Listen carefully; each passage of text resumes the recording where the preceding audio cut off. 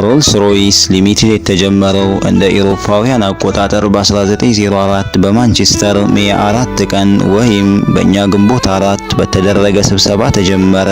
በቻርልስ ሮልስ እና በሄነሪ ሮይስ በወቅቱ በሜድላንድ ሆቴል በተደረገው በምሳ ግብዣ ላይ በተደረገው ስብሰባ የምህንድስና ጥበቡን ተጠቅሞ ሮይስ የሚያመርተውን መኪና በሙሉ ሮልስ ብቻ እንደሚሸጥ ስምምነት ላይ የደረሱ ሲሆን ምንም እንኳ ከግንቦት ወር እስከ ታህሳስ ወር ድረስ በሁለቱ መካከል መደበኛ ስምምነት ባይፈራረሙም ወይም የቃል ስምምነት ብቻ ቢሆንም ያላቸው ሲኤስ ሮልስ እና ኮ ተከታታይ የ2፣ የ3፣ የ4 እና የ6 ሲሊንደር ብቸኛ ወኪል ነበሩ። ሮይስ የሰራው የመጀመሪያው መኪና በ1907 እንደ አውሮፓውያን አቆጣጠር 14371 ማይል ማለቂያ የሌለው ሩጫን ያጠናቀቀች መኪና ነበረች።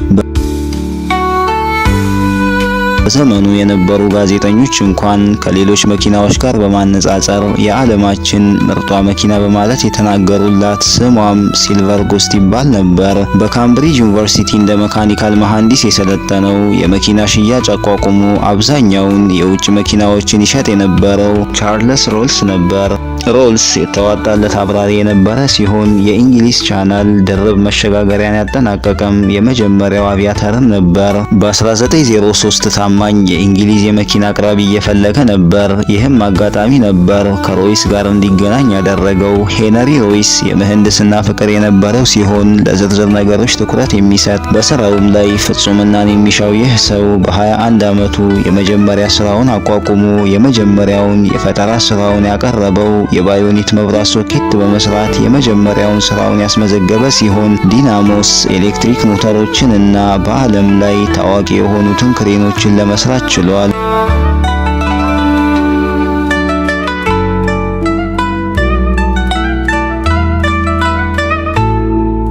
መጀመሪያ ላይ በሰራው መኪና በ1902 ያልተደሰተው ዲካቪል ሮይስ በባህሪው በእሱ ላይ ማሻሻል እንደሚችል በመወሰን በዓለም አሉ የተባሉ ምርጥ የሞተር መኪናዎችን ወደ መስራት ፊቱን አዞረ።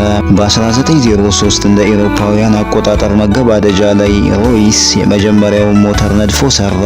ከሶስቱ ፕሮቶታይፖች ውስጥ የመጀመሪያዎቹ በ1904 ወደ መንገድ የሄዱለት ሲሆን በመጀመሪያም በ1907 አስተዋውቋል። እስከ 1925 ድረስ በምርት ላይ የቆየችውን ይህች ሲልቨር ጎስት የተባለች መኪና በ2-3 ብሎኮች በ6 ሲሊንደር ሞተር የተጎለበተች መኪና በመጀመሪያም በ7036 ሲሲ የፈረስ ጉልበት ያላት የነበረ ቢሆንም ከጥቂት ዓመታት በኋላ ማለትም በ1909 ወደ 7428 ሲሲ የፈረስ ጉልበት ከፍ አድርገውታል። በማንቸስተር ውስጥ የመጀመሪያዎቹ መኪናዎች በሮይስ ኩክ ስትሪት ፋብሪካ እየተገነቡ የነበረ ሲሆን የሲልቨር ጎስት ስኬትን መቆናጠጥን አስመልክቶ ኩባንያው በናይቲንጊል መንገድ ደርቢ በሮይስ ወደ ተዘጋጀው በልኩ ወደ ተሰራው ፋብሪካ ተዛወረ። በ1921 ኩባንያው በዩናይትድ ስቴትስ የመጀመሪያ ፋብሪካውን ከፍቷል። በ10 ዓመታት ውስጥ የሁለቱ የመኪናና የኤሮ ዲቪዥን እያደጉ የሄዱ ሲሆን የሮልስ አር ሞተር ታዋቂ የሆነውን የሽናይደር ዋንጫ አሸነፈ። በ1929 እንደ አውሮፓውያን አቆጣጠር ሮልስ ሮይስ ብሪታንያ በኢንተርኮንቲኔንታል ሽናይደር ዋንጫ የባህር አውሮፕላን ውድድር ላይ እንድትገባ የአር ሞተሮችን ሰራ። በአር የተጎለበተው ይህ ሞተር አውሮፕላኑ ውድድሩን እንዲያሸንፍ ብቻ ሳይሆን በሂደቱም አዲስ የዓለም የአየር ፍጥነት ሪከርድን አስመዝግቧል። በኋላም የፋንተም ጅምር በ2003 መጀመሩን አስመልክቶ ለሮይስ አዲስ ዘመን መጀመሩን ያመለከተ ሲሆን ይህም የ21ኛው ክፍለ ዘመን ምልክት እንደገና ገልጿል። በቻርልስ ሮልስ እና በሄነሪ ሮይስ የተጀመረው የሮልስ ሮይስ መኪናው ጅምር ይሄን ይመስል ነበር። ቻርልስ ሮልስም በ1910 በጁላይ ወር አውሮፕላኑ አየር ላይ በአየር ትርኢት ላይ ሳለች አውሮፕላኑ በመከስከሷ ሕይወቱ አልፏል።